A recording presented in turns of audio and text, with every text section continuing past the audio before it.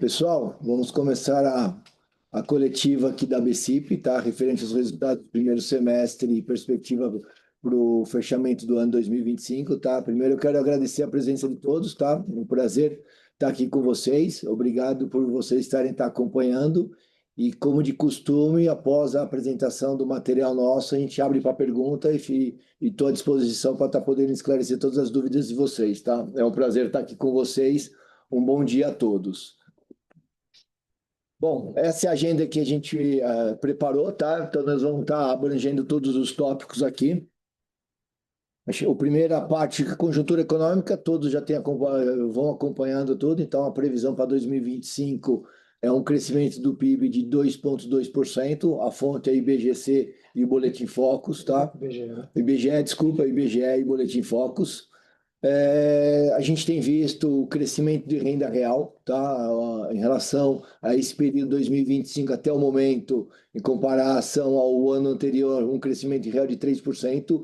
E essa é uma variável, e é importante destacar, que ela contribui muito para o crédito imobiliário, tá? Então, tudo que a gente tem visto do crédito imobiliário, essa variável da renda real, ela contribui de forma positiva, tá? Então, permite esse volume que a gente estamos realizando aí nesses períodos. Uma das razões do crescimento que o crédito imobiliário apresentou no último período é essa variável da renda real, tá?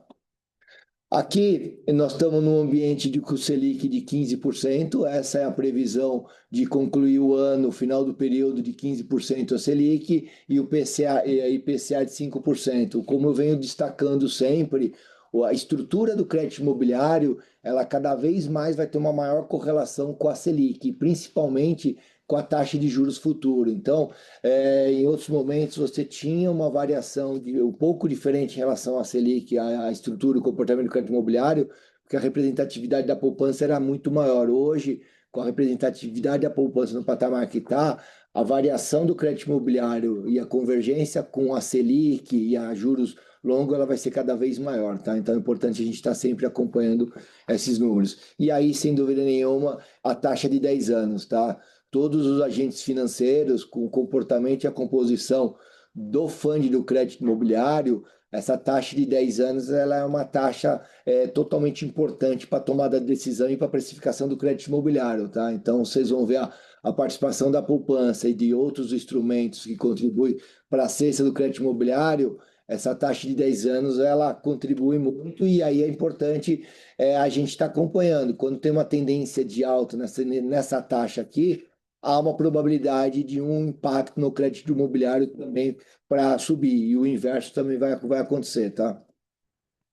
Falando do mercado imobiliário, nós temos uma previsão aí também do fonte do IBGE e estimativa da Sebic, que nós teremos um crescimento no PIB da construção de 2,3%, tá? Estimativa para o ano de 2025. Esse crescimento ele é menor do que 2024, tudo, mas o importante é que a gente está prevendo o crescimento. Em relação aos lançamentos, né, produtos colocados, novos produtos sendo colocados no mercado, então, o mercado, né, a indústria da construção civil tem lançado, tá? Tem colocado novos projetos, informações da Sebic, nós comparando o primeiro trimestre de 25 quanto o primeiro trimestre de 24, um crescimento de 15%. Esses dados são em números de unidades, tá? Nós estamos falando em números de unidades. E na cidade de São Paulo, essa velocidade, esse volume de lançamento superior, superior em relação ao Brasil e superior em relação ao mesmo período do ano passado, de janeiro a maio de 25, comparando janeiro a maio de 24, com um crescimento de 66%, tá? Então, são novos produtos sendo colocados. Uma das razões da colocação desse nosso produto é o nível de estoque, né? O nível de estoque do mercado, através das informações que a gente vem acompanhando, ele continua baixo, então permite estar colocando novos produtos a mercado. E aí, em relação às vendas, tá? Então, o mercado ele continua líquido. Nós estamos vendo aí, a nível Brasil, informações da Sebic, um crescimento de 16% no volume de vendas, comparando o primeiro TRI de 25 contra o primeiro TRI de 24, e na cidade de São Paulo, um crescimento de 24%. Então, aqui é o ponto de atenção, essas duas informações, lançamento e vendas, eles andam junto, tá? Então, quando a gente tem um volume maior de vendas no mesmo período em relação ao volume de lançamento, a gente pode concluir que há uma absorção do estoque. Quando você tem um volume maior de lançamento em relação ao volume de venda ser um pouco menor, mesmo que está crescendo, há um aumento do estoque. Hoje, na cidade de São Paulo, principalmente que tem um estoque baixo, o que a gente vê como tendência, esse estoque tende a aumentar, mas não de forma relevante, mas como a velocidade de venda está um pouco abaixo em relação ao volume de lançamento, a gente está acompanhando uma inflexão do mercado que a gente entende como natural no momento atual, tá? Aqui é o distrato na visão das incorporadoras, tá? Então, vocês observam que nos últimos 5 anos a porcentagem de distrato sobre venda vem diminuindo, tá? A informação do Secov. Então, é uma informação importante, é uma informação onde mostra a qualidade da carteira junto aos incorporadores. Nós tivemos esses últimos anos um volume relevante de lançamento e, consequentemente, teremos um volume relevante de entregas. E pelas informações apresentadas aqui, a gente não vê nenhum nível de ruptura ou um nível de tensão com essa carteira de distrato, tá? Até porque a gente tem visto o mercado onde tem um nível de estoque baixo, vocês vão ver os imóveis que foram vendidos nos lançamentos dos anos anteriores, eles ganharam de preços superiores a IPCA, tudo, e o LTV dessa carteira, né, a parcela pré-chaves, num patamar superior ao da média para realizar o financiamento imobiliário, tá? Então é um indicador importante para a gente acompanhar a qualidade da carteira do setor. Aqui um item bastante importante para mostrar a situação do mercado imobiliário, tá? Esse é o nosso índice, o IGMIR da BCIP, da onde a gente compila todos os dados em relação à avaliação dos imóveis no momento do financiamento imobiliário. Então, é importante, eu gosto de afirmar que esse é o índice mais exato, mais preciso em relação à precificação do imóvel, que é o valor do financiamento imobiliário, da avaliação, né? Vocês observam que ano a ano, a partir de 2000, vamos falar principalmente a partir de 2020, a valorização do imóvel, na média, é superior em relação à inflação, tá? Então, isso é muito positivo, há um ganho real de preço no mercado imobiliário. E na coluna à esquerda, vocês observam que isso não acontece numa única cidade, mas nas grandes cidades, cada capital, cada grande cidade com o seu comportamento, mas na maioria superior ao IPCA, tá? Então isso é bastante positivo, mais uma razão para afirmar que a carteira do imobiliário, do mercado imobiliário, ela está bastante positiva, tá? E aqui é o acumulado. Então nós estamos vendo aqui, podemos afirmar que a valorização na média Brasil foi superior, muito superior em relação ao IPCA, tá? Então nos últimos 6 anos, quem adquiriu o imóvel teve uma valorização muito superior à inflação, tá? Então, tanto na visão da qualidade do imóvel de quem adquiriu, como na visão de investidor, para investimento, é um mercado bastante positivo e a gente mostra a qualidade desses ativos, tá? Então, essas informações são importantes para a gente avaliar a tendência, para a gente verificar daqui para frente qual que vai ser o próximo ciclo e se há algum impacto que a gente não venha, que não esteja acontecendo nesse ciclo anterior, tá? Falando agora, entrando no detalhe do financiamento imobiliário, tá? Onde a BCIP tem todas as informações e juntamente com todos os seus associados, a gente atua no mercado, tá? Então, é importante destacar novamente que os últimos 4 anos de crédito imobiliário, tanto SBPE como FGTS, tivemos um patamar de produção histórica, tá? A partir de 2021, vocês observam que o patamar de distribuição de crédito foi superior a 200 bilhões de reais, e em 2024, essa informação a gente já passou, é uma informação não é nova, mas é importante destacar que em 2024 nós tivemos recorde, atingindo, superando o patamar de 300 bilhões de reais no financiamento imobiliário, tá? Isso, assim, mostra, volto a mostra que o setor, de maneira geral, ele está operando num patamar que tempos atrás nunca operou, tá? Então isso é bastante positivo que está acontecendo. E aí agora entrando para 2025, a gente já havia dado uma tendência de eventual queda comparando o ano de 24, até pelas condições e situações macro, tudo, mas acho que é importante destacar pelo patamar que o mercado imobiliário estava. Evidentemente, todos aqui têm o interesse de continuar crescendo tudo, mas os ajustes também acabam acontecendo, ainda mais numa situação macro, tá?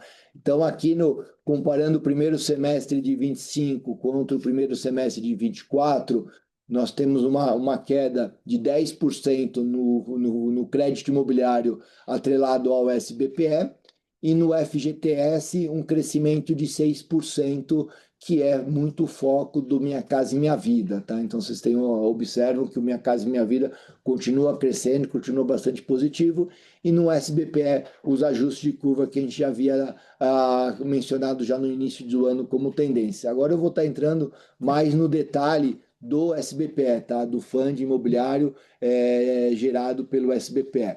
Então aqui falando ah, antes de entrar no detalhe do SBPE, essa informação é sobre unidades, tá? Então, no slide anterior, onde nós distribuímos no total 140 bilhões no primeiro semestre, somando SBPE e FGTS, nós estamos falando agora, em termos de unidade, no primeiro trimestre, houve um acesso a financiamento imobiliário na ordem de 500 mil unidades, onde obtiveram crédito imobiliário. Dessas quase 500 mil unidades, é uma queda de 11% em relação ao ano passado.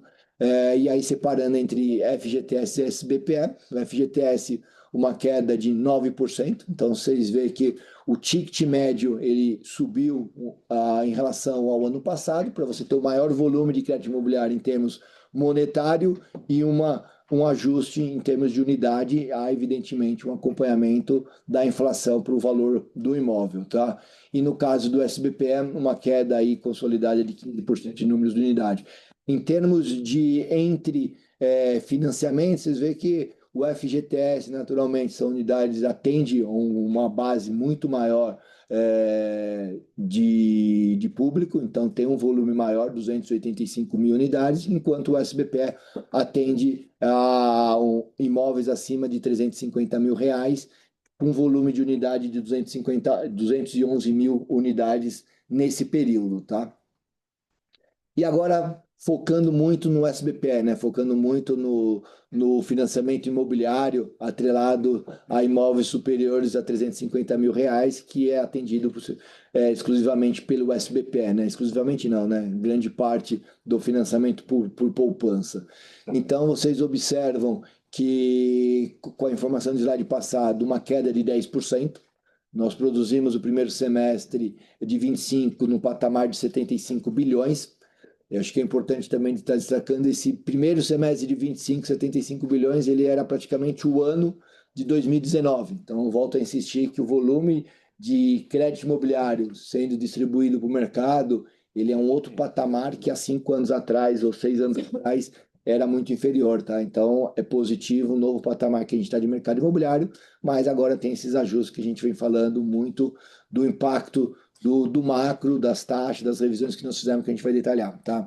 Entrando no detalhe, agora separando aquela informação, né, dos 73 bilhões entre financiamento imobiliário e aquisição, que é o financiamento do comprador de imóvel, né, o tomador de crédito para o financiamento até 30 anos, separando com o financiamento imobiliário da construção, que é o financiamento, o tradicional plano empresário, que é o financiamento aos projetos imobiliários, tá? Então aqui, entrando no detalhe do financiamento imobiliário aquisição, que é o financiamento do tomador de imóvel, né, o comprador do imóvel, nós vimos no primeiro semestre de 25 um crescimento de 4%, atingindo uma marca de 64 bilhões, e aí separando entre mercado de usados e mercado de novos. Historicamente, o mercado de usados ele sempre foi e nesse momento continuará sendo muito superior ao mercado de novos, tá? Então a dependência do mercado de novos com o mercado de usados ela é grande.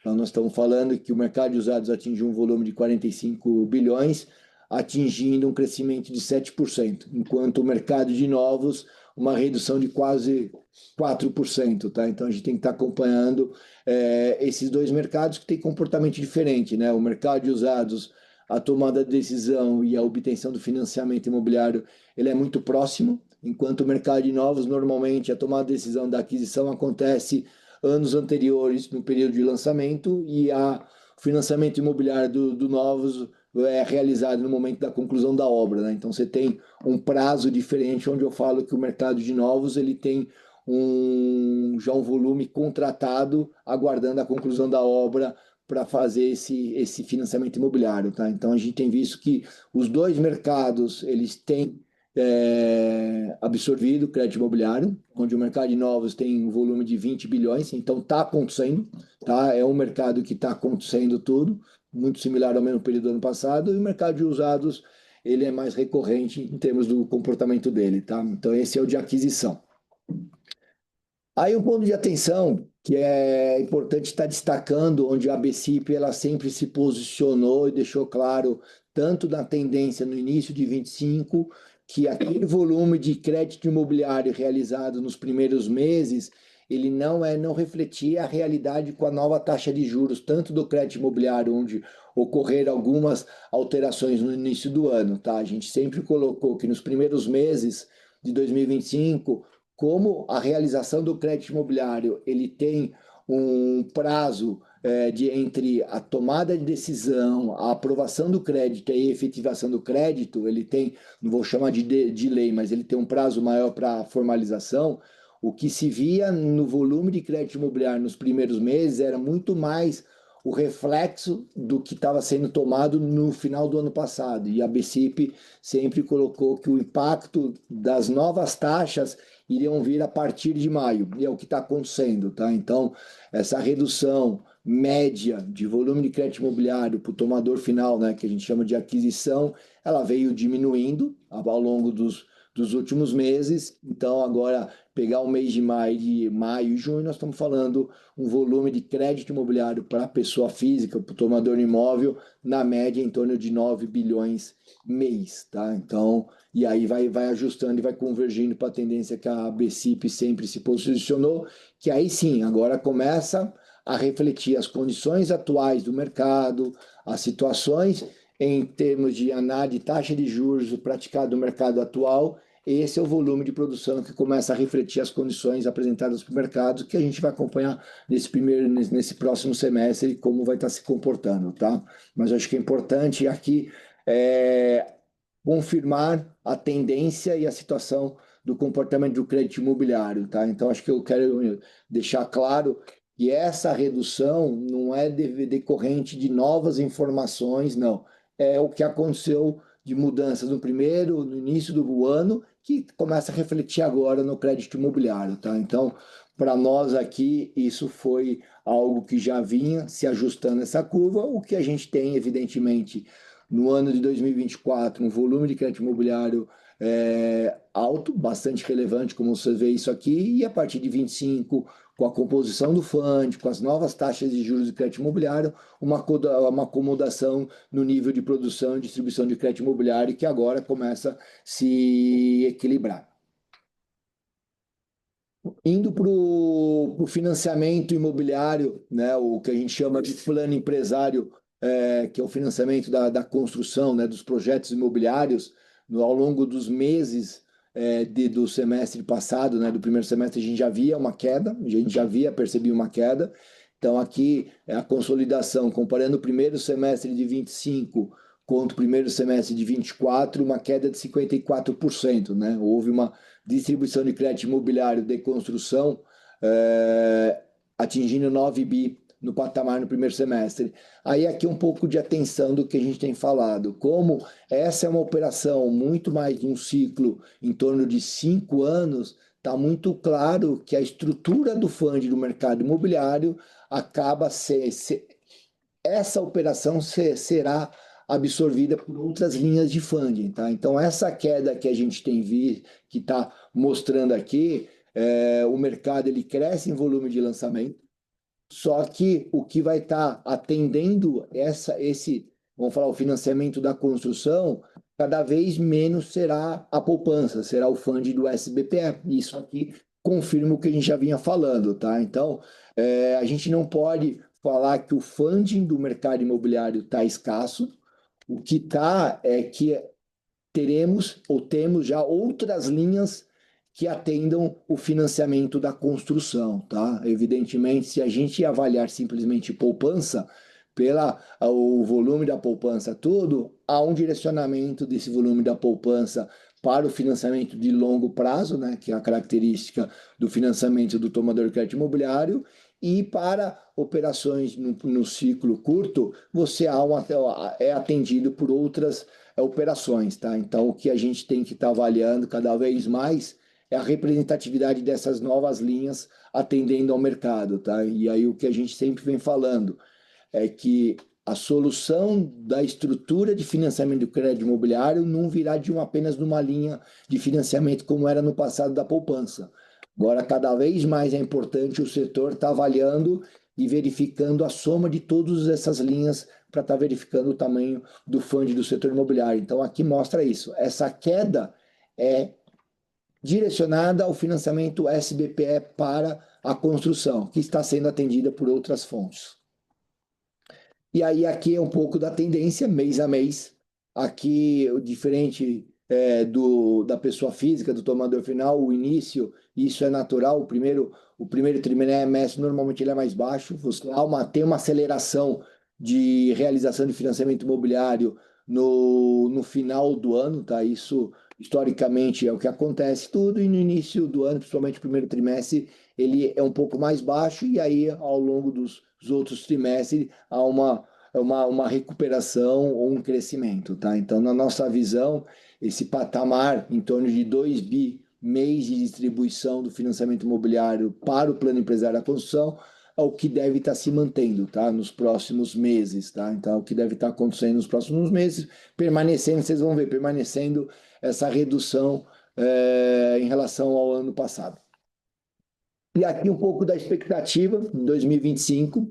No início do ano, a BCIP aqui informou, e a tendência da BCIP, falando um pouco do SBPE, era um volume de produção de crédito imobiliário entre um patamar de 150 a 160 bi, que davam uma queda de 17% comparando ao ano de 24, e aqui a gente está reforçando essa informação, mas com uma tendência de que vai atingir o floor da nossa previsão, tá? Então, a gente estava com uma tendência em torno de 155 bilhões de crédito imobiliário para 2025, verificando o primeiro semestre, tanto na pessoa física, né, o comprador de imóvel, como a linha de construção, a gente fez não esse ajuste, mas informando que o crédito imobiliário do SBPE deve atingir um volume de 150 bilhões até o final do ano, que isso, comparado com o ano passado, uma queda de 20%. Tá? Então, acho que aqui é em linha do que a gente já vinha falando, e aqui é o comportamento do que aconteceu no primeiro semestre, refletindo nesse segundo semestre. Tá? Então, se a gente abrir as duas linhas, né, financiamento imobiliário do tomador final, né, a compra do apartamento, a compra do imóvel, da casa, uma queda de 6%, então quase mantendo-se flat em relação ao ano passado. Então isso é muito positivo, mostra que o crédito imobiliário ele continua bastante relevante e continua atendendo a todas as necessidades de quem quer tomar financiamento imobiliário, tá? Nós estamos falando de uma redução de 6%, com os ajustes que aconteceram, tá?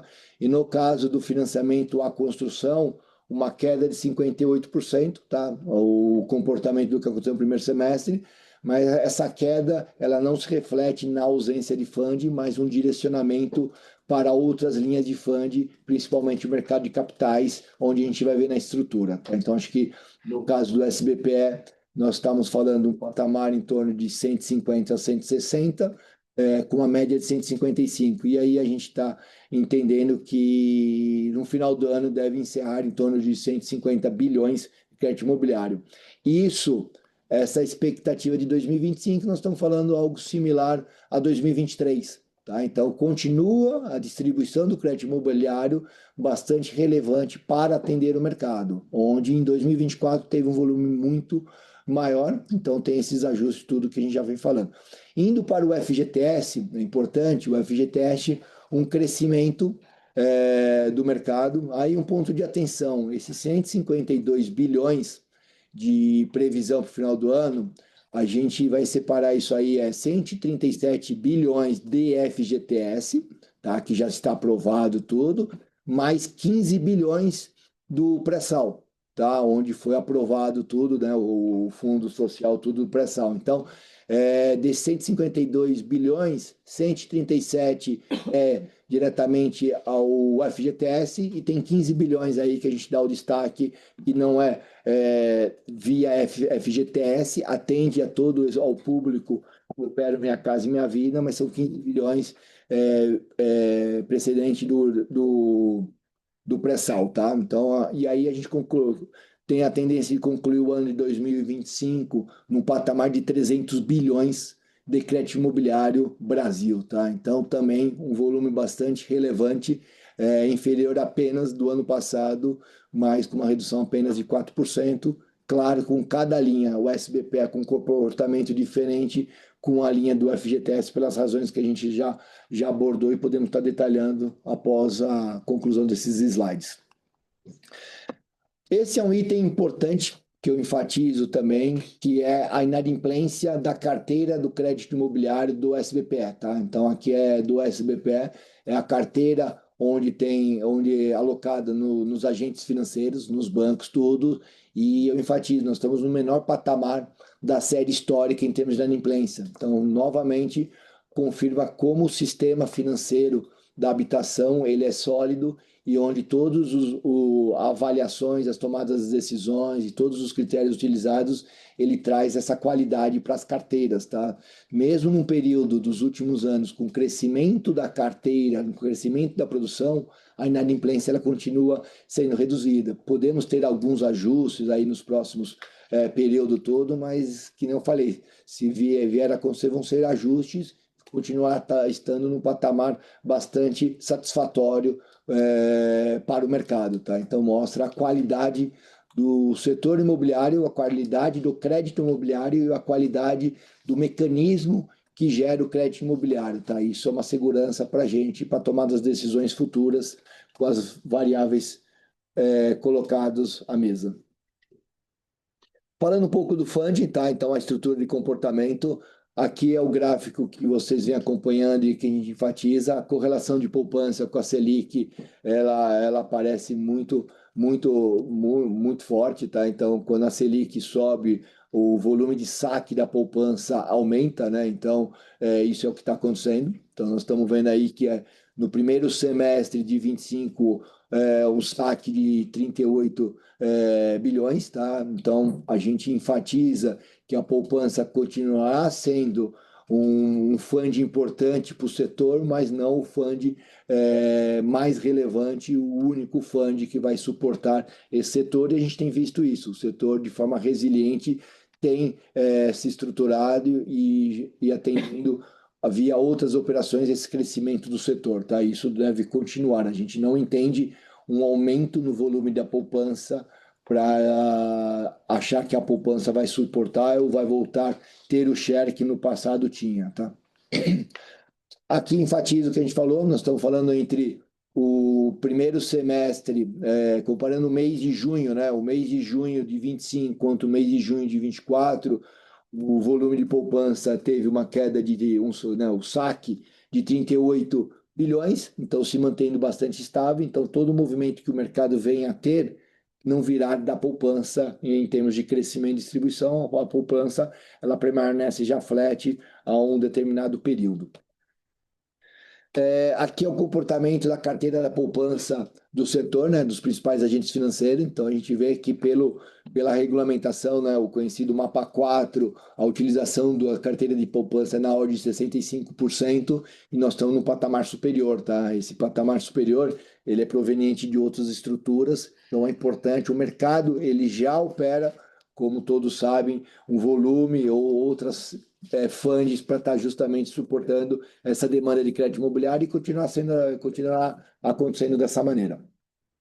E aí aqui Esse é o resumo da estrutura de funding do setor imobiliário. Então, comparando junho de 25 contra junho de 24, houve um crescimento de 10% na estrutura do funding, né? Hoje, a estrutura do funding, do mercado imobiliário Brasil, é no total de 2,52 trilhões, crescendo 10% em relação ao ano passado, e aí com os comportamentos de cada estrutura de funding, né? A poupança representando 30% e outras linhas tendo sua representatividade cada vez maior, tá? Eu gosto de destacar que uma das razões que a gente coloca como a LCI, um instrumento de maneira muito importante para a composição do mercado imobiliário, né? Tem discutido a LCI de diversas maneiras, discussões sobre a parte de investimento, tudo, mas para o mercado imobiliário, para a composição do fundo do mercado imobiliário, a LCI ela é muito importante. Ela contribui com a formação do preço e essa é a razão onde a gente considera de vital importância ter a LCI em termos de redução do prazo de liquidez a China atingindo em 3 meses e, evidentemente, manter a isenção da LCI e tudo na formação do fundo imobiliário. Tá? E aí o número aqui vocês observam, a LCI hoje, em termos de volume, ela já tem uma carteira de 473 bilhões e crescendo, enquanto a poupança uma representatividade de 762 bilhões. Então aqui já mostra que a LCI ela já tem uma representatividade, não vou falar igual a poupança, mas assim, de uma forma que está crescendo e a velocidade com que ela tá atendendo ao mercado imobiliário, ela se torna ou se tornará a estrutura. Hoje é uma das mais importantes, podendo ser a mais importante em questões de tempo, tá? Se a gente somar a LCI e a LIG, que são dois instrumentos pensando na formação do fundo do longo prazo, né, na estrutura de longo prazo, nós estamos falando as duas chegando no patamar de quase 600 bilhões, que é um volume muito próximo da poupança. Então, essa é uma razão de que atuando apenas na poupança, ela é importante, mas não é isso que vai mudar a estrutura do fundo, pela representatividade da poupança continua importante, mas não é a principal, e a gente tem que estar cada vez mais observando e acompanhando a LCI e a LIG também, que são os instrumentos que tá suportando todo esse crescimento e dando condições da precificação do fundo do mercado imobiliário. Tá? Então, a LCI não só como instrumento de investimento, onde se fala, mas como formação de uma das principais funções da LCI é suportar o mercado imobiliário e dar condições para o mercado imobiliário continuar crescendo em termos de crédito imobiliário. Tá? Aqui, dando ênfase da LCI, então, depois daquela mudança do prazo de liquidez LCI que aconteceu em janeiro de 24, onde houve uma queda de uma produção média mensal de 31 bi para 11 bi a partir de fevereiro de 24, e onde a BCIP sempre se posicionou da Vital, a importância de estar reduzindo ou retomando o prazo de 3 meses, né? Naquele período a LCI recebeu um prazo de 12 meses, vocês viram para o volume reduziu, conseguimos e conquistamos uma redução para 9 meses, em um período recente reduziu para 6 meses, vocês observam como isso ativa a produção da LCI. Então, a partir de dezembro de 24 e primeiro trimestre desse ano, onde você começa a distribuir um volume de LCI de 20 bi. Então, a LCI, primeiro semestre de 25, comparando com o primeiro semestre de 24, houve um crescimento de 25%. Sem dúvida nenhuma, essa revisão no prazo da liquidez, ele foi determinante para isso. Mas a gente tem um ponto de atenção aqui. O custo de distribuição da LCI ainda continua alto em relação à oportunidade para a formação de preço do fundo do mercado imobiliário. Tá? Essa é a razão que a gente entende que tem que reduzir o prazo da LCI para 3 meses para permitir aumentar o volume, porque você, reduzindo o prazo para 3 meses, você pega um público que hoje acaba não sendo atendido, né? Aquele público que não tem condições de estar colocando seus investimentos por um prazo maior de 6, 9 meses de ter investimento tudo. Então, você atende um público que para colocar os seus investimentos, sua aplicação no prazo de 3 meses, e com isso você reduz o custo de distribuição da LCIs. Com esses dois fatores, ajuda na composição do preço do fund do imobiliário. Essa é a razão e a importância da LCI para o mercado imobiliário, tá? Aqui é o comportamento dos países, né? Crédito imobiliário sobre PIB. A gente sempre, não só a BCIP, mas todos os stakeholders que estão envolvidos com o mercado imobiliário, a ambição de crescer essa relação crédito imobiliário sobre PIB. Temos trabalhado bastante, todos os envolvidos, discutindo estruturas aqui, tá? Para estar crescendo. A gente sempre fala que duas variáveis importantes é taxa de juros da economia e renda per capita, faz com que isso possa mexer tudo, e a parte estruturante do próprio mercado em termos de regulamentação todo. O que eu gostaria de estar destacando nesse slide é o spread, né? O Brasil hoje ele tem um spread, comparando com as taxas de mercado, de 1,5%. Por quê? Porque a composição do fund do mercado imobiliário brasileiro até tempos atrás, era totalmente, ou na sua grande maioria, FGTS e poupança. Agora que, então, assim, fazia com que o fundo do mercado imobiliário era abaixo do fundo de mercado. Com esse movimento que a gente tem acompanhado, e já estamos vendo que a correlação do fundo do crédito imobiliário fica cada vez mais próxima da taxa de mercado, a nossa avaliação, e a gente tem acompanhando que esse 1,5% negativo, ele tende a subir. Não vai chegar próximo à taxa de mercado, porque a gente tem o volume de poupança que ajuda a contribuir, na média, a reduzir. E isso é importante, porque parte do crédito imobiliário é necessária a utilização da poupança, mas parte do crédito imobiliário vai migrar para o mercado de capitais. Então, esse consolidado, que no passado, na média histórica, era de 1,5, ele tende a subir. Então, é importante a gente estar acompanhando isso, que são a consequência de tudo que a gente tem visto na estrutura de fundo do mercado imobiliário. E aqui esse slide mostra que a solução e as discussões que nós estamos tendo, elas estão corretas, que nesse trabalho que a BCIP fez dos 20 países, e aí países tanto em desenvolvimento, países desenvolvidos, a estrutura do crédito imobiliário ela não se soluciona apenas numa linha, numa única linha. Então, você tem estruturas desde covered bonds, securitização, que são os mercados de capitais, depósitos bancários. Aqui é exatamente ter clareza que a utilização dessas estruturas de fund para cada necessidade. Isso é o que está migrando, está sendo discutido aqui no Brasil, e cada vez mais nós vamos estar observando isso. E aí, muito o que acontece a nível mundial, a nível global, tá? Isso é importante. Tá, a gente está acompanhando. Indo para o crédito com garantia de imóvel, que é uma linha importante, ela é uma linha, deixando, né, a gente sempre fala, ela não é comparável com o crédito imobiliário, né? O financiamento imobiliário, de tudo que a gente viu até esse momento, ele só pode ser gerado a partir de uma aquisição de imóvel ou a partir de uma construção do imóvel do plano empresário, né? Então ele não compete. O crédito garantia de imóvel, ele é um crédito onde você utiliza como garantia a alienação o próprio imóvel, e o recurso utilizado nesse crédito você pode utilizar de qualquer forma, tá? Seja para investimento, seja para a reforma da casa, seja a decisão do uso, a destinação desse crédito é definição do tomador, tá?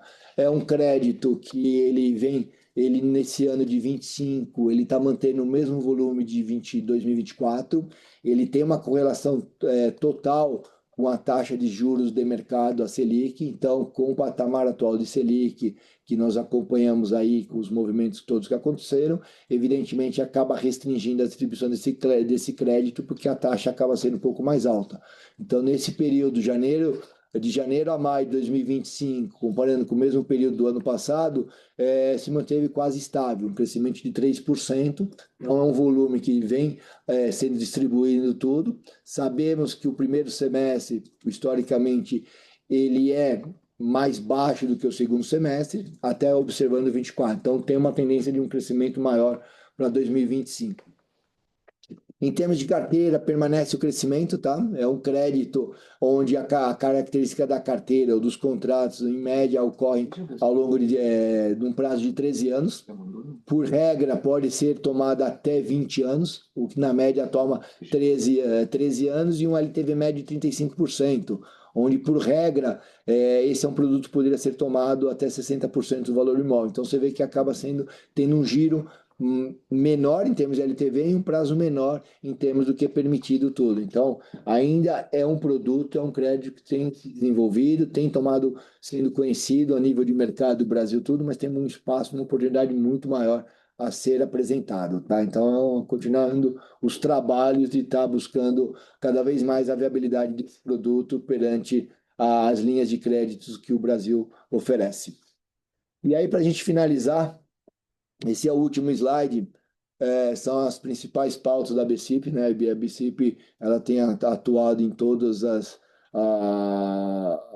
esferas que digam respeito tanto crédito imobiliário como crédito garantido de imóvel, e aqui a gente só mensurou as principais em termos macro tudo, tá? Então, o primeiro aqui é LCI, enfatizar a importância da LCI perante o mercado imobiliário, tá? Eu acho que todo mundo cada vez mais está tendo clareza da importância e da necessidade da redução do prazo da LCI para ir manter a isenção do RI. Aqui a isenção é importante, porque quando a LCI foi criado, foi justamente isso, é um instrumento para contribuir com a transição da poupança.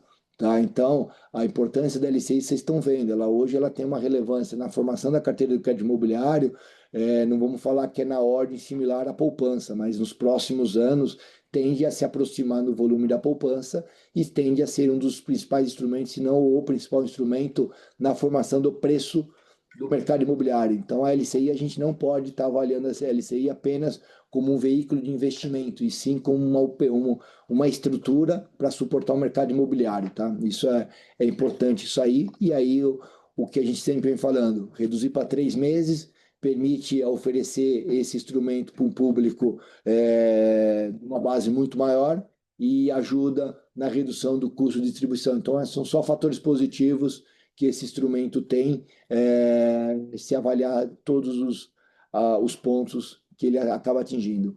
Outro ponto que a BCIP tem trabalhado muito com seus associados é a parte de digitalização das operações de crédito imobiliário. Então, nós avançamos nos últimos meses em termos da implementação da troca de arquivos eletrônicos entre instituições financeiras e registradores de imobiliários, tá? O que quer dizer isso? É que o fluxo de informação entre os agentes, as instituições financeiras e os registros de imóvel, ele tende a ser digital, tá? E aí eu não estou falando apenas do contrato do crédito imobiliário da instituição financeira, mas a transferência de informação para os cartórios, né? O registro de imóvel, a matrícula, ele tende a ser digitalizado durante esse processo. Isso a gente avançou.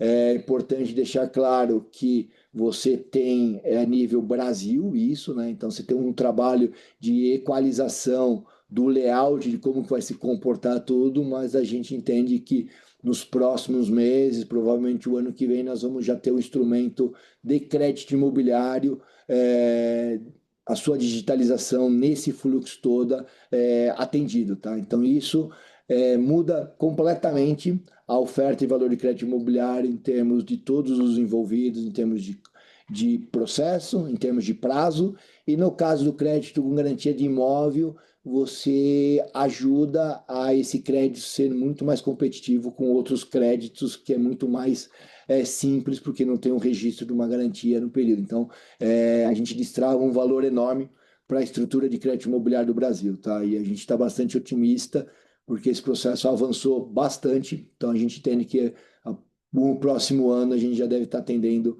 e oferecendo isso perante o mercado. Registro gravando de recebíveis de incorporação imobiliária, tá? Esse é um trabalho que a gente já vem fazendo a um determinado momento, que é ter a garantia da qualidade dos recebíveis dos projetos imobiliários. Tá? Isso, para o setor, de maneira geral, ele é bastante positivo. Tá? Então, ajuda na formação, na composição de crédito. E aí, independente se o plano empresário for atendido por SBPE ou for atendido pelo mercado de capitais, isso só vai contribuir no controle, na qualidade desses recebíveis. Tá? E por último, aqui para colocar, nós, junto com outros stakeholders e conduzindo pelo Bacen, vem tendo discussões sobre o novo modelo para o crédito imobiliário. a gente entende de forma muito positiva o que está sendo discutido e pelas razões que a gente acabou de falar, das informações que a gente acabou de colocar assim, é importante ter essa discussão e aí são discussões estruturantes que a gente tem como positivo e a forma como o Banco Central vem conduzindo esse processo, com a participação de todos os stakeholders, a gente tem de forma positiva e o que está sendo debatido, não tem nada concluído ainda, mas o que está sendo debatido bastante relevante. Ah, mas o que está sendo debatido aqui, Sandro? Aqui não tem nada de ruptura, termina o processo, o modelo atual e inicia-se o novo, é um avanço do que nós temos hoje, mas avaliando qual é o comportamento da utilização da poupança, qual é o comportamento da importância da LCI, de maneira macro, que está se avançando. Tá? Então, não tem nada concluído, mas os debates estão sendo muito positivos e a BCIP entende como a forma de como está sendo conduzido e o que está sendo debatido de forma bastante importante e bastante otimista para o debate e para a oferta de valor da estrutura do crédito imobiliário. Tá? Com isso, eu encerro a apresentação, tá? E fico à disposição de vocês para perguntas aí. A Dani conduz aí, o pessoal que está no remoto pode estar perguntando. A Rita já levantou a mão aqui, vamos prestigiar quem está presente aqui. Então, Rita, Lucas, estamos à disposição de vocês, tá? Obrigado pela presença de vocês, tá? Sandro, no fim do ano passado, deixa eu ver se foi no ano passado mesmo, deixa eu ver aqui. Não, foi em janeiro. Quando vocês falam pela primeira vez das expectativas para 2025, vocês disseram que a previsão era um encolhimento de 10% em 25, considerando SBPE e FGTS. Agora é 4%. Pelo que eu entendi, isso reflete muito mais uma questão dos recursos da FGTS do que da poupança, certo? Deixa eu ver aqui. Bom, o que acontece, né? No início do ano, no início desse ano, no final do ano passado, quando a gente deu a tendência, nós estamos, acho que aqui, Rita, acho que é importante a gente separar as duas linhas de funding, tá? Então, o que acontece? Naquele momento, a gente entendia que o SBPE ia ter um volume médio de 155 bilhões, e o FGTS ia estar muito similar ao ano passado, em torno de 127 bilhões. Tá? Então, a soma desses dois deu esse número que você comentou. Dá para falar aqui. Então, assim, a queda de 10% que a gente comentou o ano passado, ela era decorrente de um FGTS linear, 126 contra 127 bi no FGTS, e o SBPE, uma queda de 17%, atingindo um patamar de 155 bi. O que a gente tem visto hoje na conclusão do primeiro semestre? Que essas duas linhas elas tiveram um comportamento diferente. O FGTS ele está apresentando um crescimento superior ao que a gente tinha passado, por quê? Porque ele teve uma aprovação adicional, um aditivo no orçamento FGTS, então saiu de 127, foi para 137, e se somar, não é decorrente do FGTS, mas se somar o fundo social do pré-sal, mais 15 bi. Então nós estamos falando de, nessa linha, vai atendendo Minha Casa Minha Vida, não só FGTS, mas FGTS mais fundo social, atingindo um patamar na ordem de 152 bi. Então, nessa linha, o crescimento está sendo superior ao que estava previsto no início do ano, devido a um aumento no orçamento. Em relação à SBPE, é o inverso. A gente estava com uma tendência de queda, a gente até colocou um intervalo entre 150 bi e 160 bi, que iria se comportar, onde a média, o ponto médio era 155 bi. O que a gente tem visto, decorrente do primeiro semestre, é que a tendência no final do ano deve atingir 150 bi. Então, a queda vai ser um pouco maior em relação à nossa tendência apresentada. Tá? Então, acho que aqui assim, é mais um ponto de atenção que somar é isso que você está falando, mas são comportamentos diferentes entre o FGTS e o SBPE. Tá? Obrigada. Eu tenho uma também. Olha lá, Lucas. A minha é mais em relação a essa questão do uso do financiamento via mercado de capitais. Talvez seja um pouco mais conceitual. Você mencionou que ter essa isenção da LCI e o redução do prazo para 3 meses seria uma coisa que ajudaria a composição de preço no fim do dia para o consumidor do financiamento. Ele conseguir um financiamento com preço, imagino, um pouco mais acessível do que ele teria hoje em dia.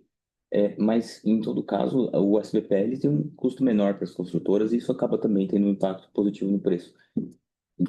A sua análise, então, é no sentido de que a gente não vai conseguir ter uma recuperação da poupança, então é por isso que a gente precisa dessas isenções para a LCI para conseguir manter o custo de financiamento acessível para o consumidor?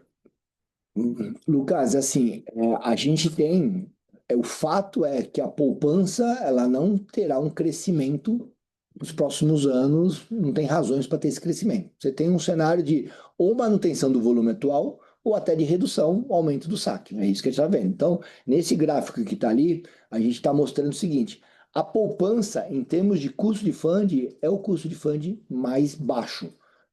Então, a gente tem entre o custo de fundo de poupança e o custo de fundo de mercado alguns instrumentos para trabalhar. Esses instrumentos quais são? LCI, LIG, CRI. Então, para quê? Para a cesta de formação do preço do mercado imobiliário, ela vai se comportar dentro disso. Ou você, nas extremidades, você utiliza o fundo de mercado, que é o fundo que a gente, vamos falar, é o fundo de mercado, e tem um fundo de poupança. Nas décadas passadas, o mercado imobiliário tinha condições, o volume de poupança era suficiente para atender todo o mercado. E o que a gente tem visto hoje, que é por dois movimentos, uma porque o mercado cresceu e outra porque o volume de poupança diminuiu por várias razões, houve uma necessidade da estruturação de novos fundos para atender o mercado. Uma dessas estruturações foi a LCI. E quando a gente fala da importância da LCI isento, é justamente para a formação desse preço. Tá? Então, hoje a LCI ela não tem o custo de poupança, mas ela é um custo inferior ao fundo de mercado. Então, você acaba montando um blend sobre isso. Então, é esse o cuidado. Então, essa é a composição tudo. A outra coisa que a gente fala é que você tem características do mercado imobiliário de operações de ciclo curto, que é o que é ciclo curto? Operações que você faz ao longo de 5 anos. E operações de ciclo longo, que são praticamente o financiamento imobiliário que você faz ao longo de 30 anos. O que a gente entende que é, como a poupança ela tem o seu tamanho finito, você tem que estar utilizando essa poupança onde você não tem outras soluções. Então, por isso que acaba tendo um direcionamento da poupança, ou parte da poupança, para o financiamento de longo prazo, para reduzir volatilidade, porque são contratos longos. Se você observar o comportamento de um crédito imobiliário para comprador de imóvel, ele é mais de 90%, não vou falar 100%, mas mais de 90% a taxa mais TR. Não podemos falar de um crédito imobiliário pré, porque tem a TR, mas a TR tem uma volatilidade muito baixa. Então, você entrega uma previsibilidade para o comprador do imóvel, tomador do imóvel, um crédito de 30 anos com uma previsibilidade em termos de taxa. Por isso que a gente considera que a poupança ela tem um papel importante, continua sendo importante, mas como ela é finita em termos de tamanho, ela é direcionada para o melhor uso dela, que é para a pessoa física, que é o prazo mais longo. Como você não tem a limitação da poupança, não dá para utilizar para tudo, como a gente está vendo lá, você acaba buscando outros instrumentos para ciclos mais curtos, que aceitaria essa volatilidade. Então é isso que a gente está falando. Então, uma é a composição de todos os instrumentos para a formação da taxa média do crédito imobiliário, que é o que a gente está falando, e a outra é para distribuir entre finalidades para ciclo curto e para ciclo longo, você tem operações distintas. Então, invariavelmente, a gente vai ver essa migração da maior parte do financiamento para o mercado de capitais, e até isso acontecer, a gente ainda deve ver alguma aceleração de preços. Você fala isso para o financiamento da construção? Não, falo para o mercado como um todo. O que eu posso responder para você é o seguinte: o share da poupança hoje, que é de 30%, ele já foi de 50%, já foi de 60% e já foi quase a sua totalidade entre sua poupança e tudo. A velocidade com que isso vai diminuindo, a gente tem que estar acompanhando. A única certeza na nossa avaliação é que não vai aumentar. Tá? É isso.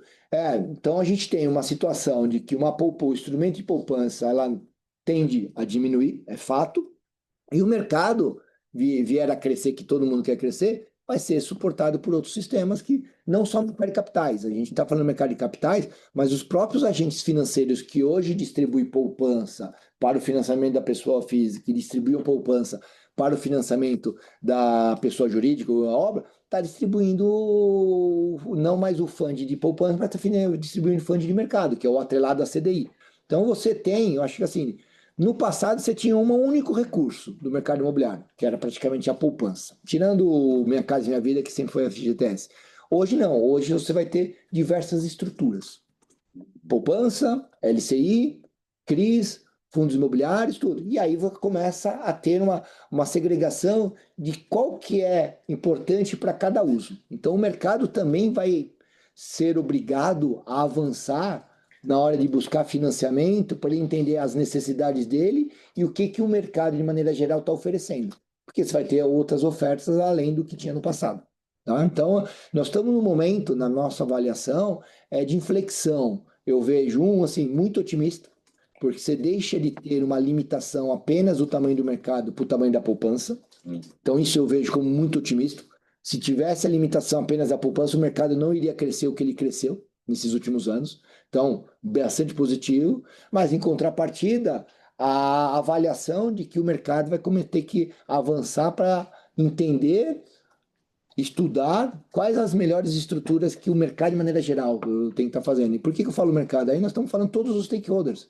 Vai depender da utilização disso tudo. Então, todos estão passando por uma transformação em termos de como precificar, de como avaliar essa situação, para que uso que utiliza essa estrutura de fundo. Tudo. Então, é um movimento que eu entendo bastante positivo, pela não limitação mais da poupança, mas tem um avanço de conhecimento, de entender que vão ter várias alternativas. E aí você tem que, dependendo do uso que você precisa, a alternativa mais adequada. Perfeito, obrigado. A Hélida Oliveira, do Infomânio, quer fazer uma pergunta também. Hélida. Fala, Hélida, por favor. Oi, gente. Oi, Sandro. Me escuta bem? Escute sim, tudo bem? Legal. Tudo jóia. Ainda em relação ao founding, vocês mencionaram que entre as pautas da BCIP está esse tema, né? E aí, durante a palestra, você explicou aí como que a LCI está crescendo e tal. Minha pergunta é se essas alternativas que vocês estão batalhando é para estimular os investimentos na LCI, CRI, FI, como você mencionou, né, de tornar dar mais liquidez para esses investimentos, ou tem outras alternativas em debate, tem alguma outra coisa sendo estudada? Ellen, né? Hélida. Elida. Elida, desculpa. Elida, o que é importante é que, assim, quando a gente fala outras, a gente tem um volume de alternativas bastante relevante, de muitas dessas já foram testadas. Então, assim, a gente entende que as soluções, elas já estão muito bem sinalizadas do que funciona e do que não funciona. Então, a gente entende que o que está sendo apresentado ele, não vou falar que é o suficiente, mas ele tem um avanço bastante relevante no mercado, tá? E aí, pelo trabalho que a BCIP fez de analisar mais de 20 países, nós estamos falando de covered bond, nós estamos falando de mercado de capitais, nós estamos falando de depósitos bancários. E o que são isso? Nós estamos falando de LCI, nós estamos falando de CRI, nós estamos falando de poupança. Então, tudo já está bem mapeado. Agora, o que a gente precisa é exatamente fazer os ajustes necessários, avançar em determinadas regulamentações, mas achar que viria algo novo em termos de estrutura, eu acho que é avanço das estruturas atuais. Mas o que foi mapeado? Eu queria saber o que foi mapeado, assim, se poderia descrever alguma coisa para eu ter um exemplo, porque sempre que a gente fala disso, eu vejo os exemplos da LCI, LCA e desculpa, LCI, FIS e CRI. E quando você fala que foram feitos isso, quando você fala que teve estudos, eu não consigo entender quais são essas outras alternativas que já foram testadas. Você me dá um exemplo? Dou sim, por exemplo, o que eu estou falando foi testado, a gente fez um trabalho bastante detalhado, foi o ano passado, há um ano atrás, onde a gente quis entender como se comportava o mercado imobiliário a nível global. E aí pegando diversos países com diversas características, desde o desenvolvimento do países desenvolvidos com países em desenvolvimento, né? E nesse material todo que a gente analisou, a gente viu que em termos de estruturas macro, você tem a estrutura proveniente do mercado de capitais. O que é a estrutura do mercado de capitais? Nós estamos falando dos recebíveis, né? De CRI, de fundo imobiliário todo, onde nos Estados Unidos, praticamente 99, quase 100% do mercado, ele é suportado pelo mercado de capitais pelas características americanas todas. Em outros países, você tem a estrutura de covered bond, que é um pouco o que a gente se é comparável com a nossa League.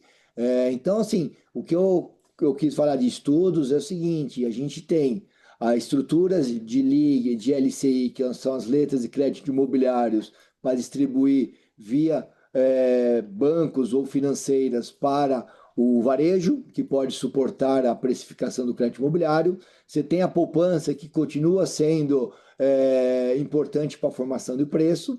Você tem os certificados de recebíveis, que você pode estar atrelado a IPCA, você pode estar atrelado a CDI, que vai ajudar a formação de preço. Você tem os fundos imobiliários.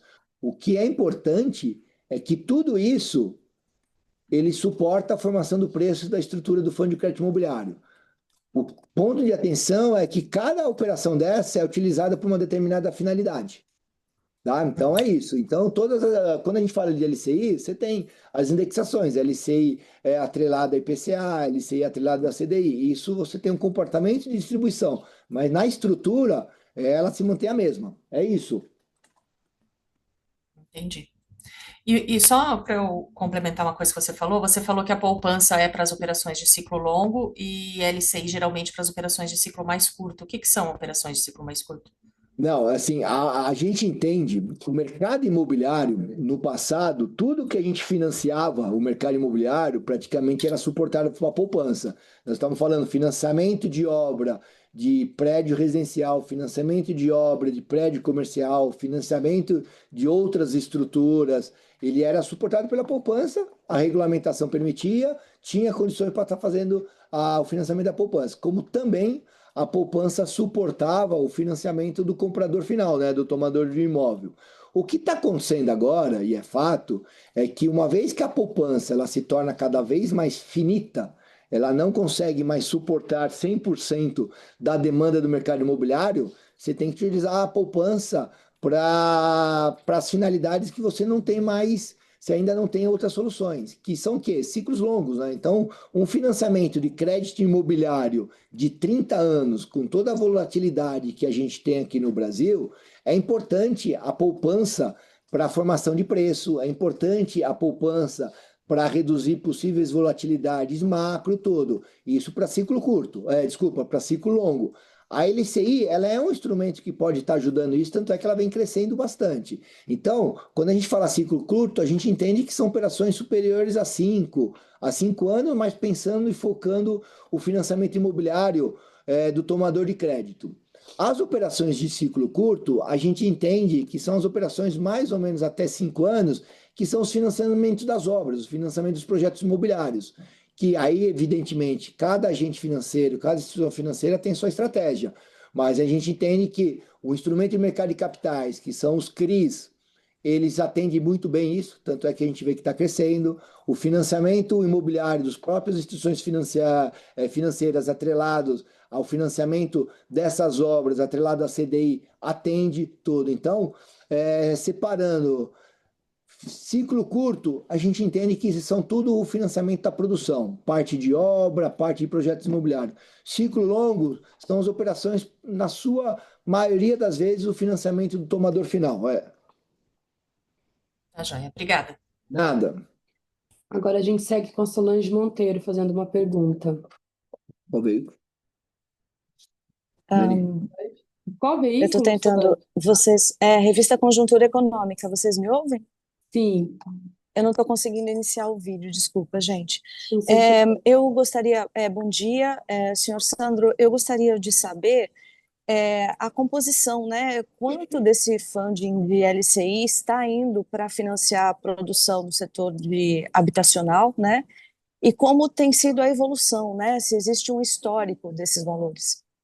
A estrutura da LCI, ela é regulamentada e foi criada para o financiamento do crédito imobiliário. Tá? Então, e aqui, ó, nesse slide que a gente apresentou, Solange, é o volume de distribuição que o mercado realiza para gerar e distribuir LCI, né? Então, que nem até 2023, a média, no final de 23, a média de LCI distribuída perante o mercado era na ordem de 30 bi. A partir da revisão do prazo LCI caiu para em torno de 10, 12 bi mês, e aí com as novas revisões do prazo do LCI e todo, o mercado vem distribuindo na média em torno de 16, em torno de 20 bi mês, Então hoje podemos falar que o mercado vem distribuindo mais ou menos 20 bi bilhões de LCI mês, na média, e a estrutura da LCI ela foi montada, elaborada para financiar o setor imobiliário. Senhor Sandro, então o senhor entende imobiliário como habitação, é isso? Você tem a estrutura do plano empresário, né? Toda a parte de financiamento do imobiliário, não só a parte residencial, mas tem a parte comercial também. Entendo. A característica, ou seja, do padrão de projeto que está sendo financiado, o senhor tem algum detalhe? Não, a gente não tem, Solange, porque aí tem a estratégia de cada instituição financeira, na avaliação de cada instituição financeira, de análise de projeto, tudo, tá? Então, quando a gente fala do mercado imobiliário, a gente contempla tanto residencial como comercial, tudo, e a estratégia de cada instituição financeira para estar direcionando para onde é importante. Claro que o seu percentual maior, quando a gente fala do mercado imobiliário, ele está direcionado para o residencial. Não posso falar na sua totalidade, mas o percentual maior é direcionado para o residencial. Muito obrigada. A gente tem uma pergunta também da Carolina Mangueca, do broadcast do Estadão. Eu posso ler sua pergunta ou você prefere fazer, Carolina? Bom, eu vou fazer aqui. Ela gostaria de saber se essa previsão de que o SBPE alcance 150 bi com queda de 20% e de que o FGTS alcance 152 bi com alta de 20% pode representar de alguma forma uma substituição de um pelo outro ou a preferência por imóveis mais baratos. Não, são comportamentos totalmente diferentes, distintos, tá? O FGTS é o fundo que suporta o programa Minha Casa e Minha Vida com as regras claras, com enquadramentos claros, e o SBPE, eles são outras características que atende uma base de público diferente. Então, um não substitui o outro em termos de poder fazer escolhas, são mercados diferentes. Mais alguém tem alguma pergunta?